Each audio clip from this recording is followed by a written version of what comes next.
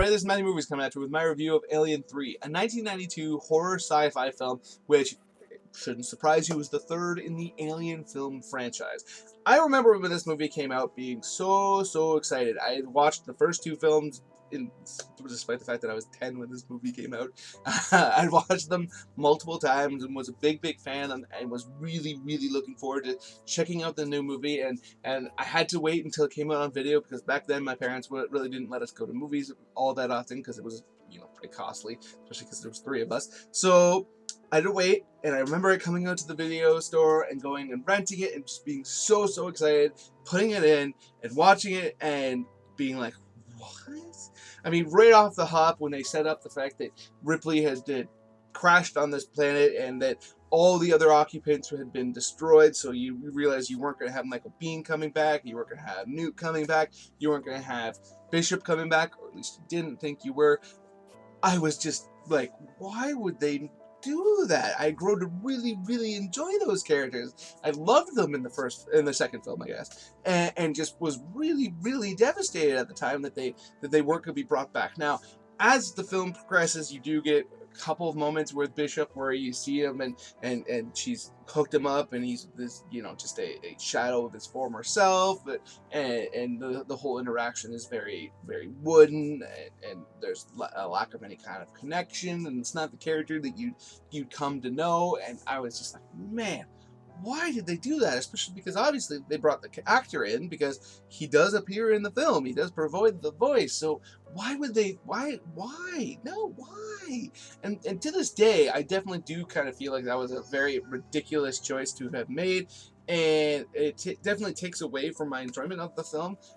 That said, I recently watched the film in order to review it, and unlike back then, I didn't watch the original version of the film. I watched the director's cut, which I had always heard was far superior, and doesn't surprise me at all, because this movie was directed by David Fincher, who of course has gone on to be one of the most respected directors in the film world for very good reason.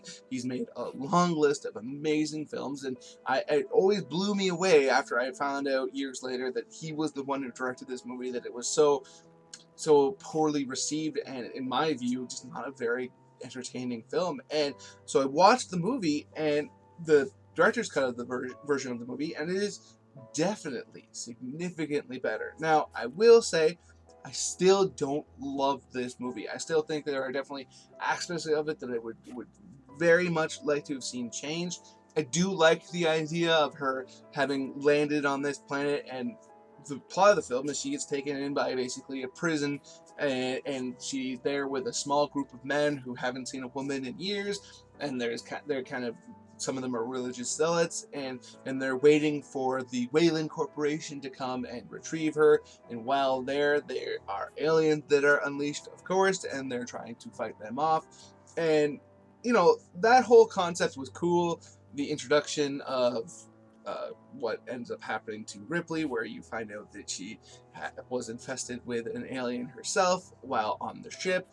That whole part is cool, and the way that whole thing plays out by the end of the film, I thought was very interesting, and really added a new dynamic to the film. And I thought I liked all that part, but the problem is I don't feel like there's a single character in this movie that I really got into. Now, obviously, I cared about Ripley, but that was more based off of the previous 2 films. I don't love her performance in this movie, and I don't think that's on Sigourney Weaver. I think it's much more on the writing. She seems to be much more of an exposition character in this. Like, she's always, you know, trying to figure out what's going on, and always just asking questions, and you don't really.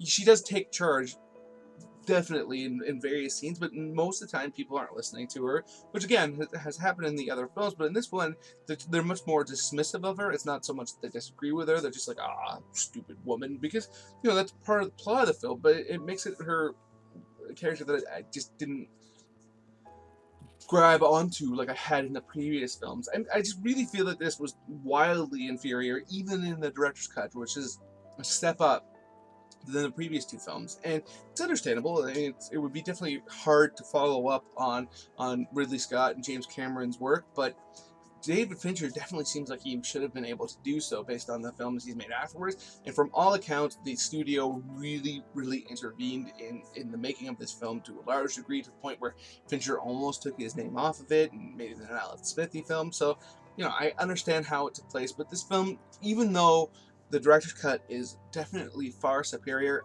I think is still a disappointing entry into the franchise. And spoiler alert, unfortunately, up until now, there's going to be a lot of that.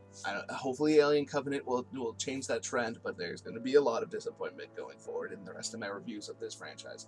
Not all, but a lot. So those are my thoughts on Alien 3. Let me know in the comments below what you think. Hit that like button, hit that share button. It makes it much more likely that other people come and check out my reviews, which absolutely means the world to me. And if you are new here, please hit subscribe, hit the notification bell. It'll let you know when I put out a new video, and you can come and join the conversation.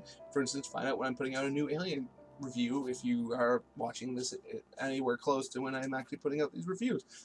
Other than that, please have yourself a nice day.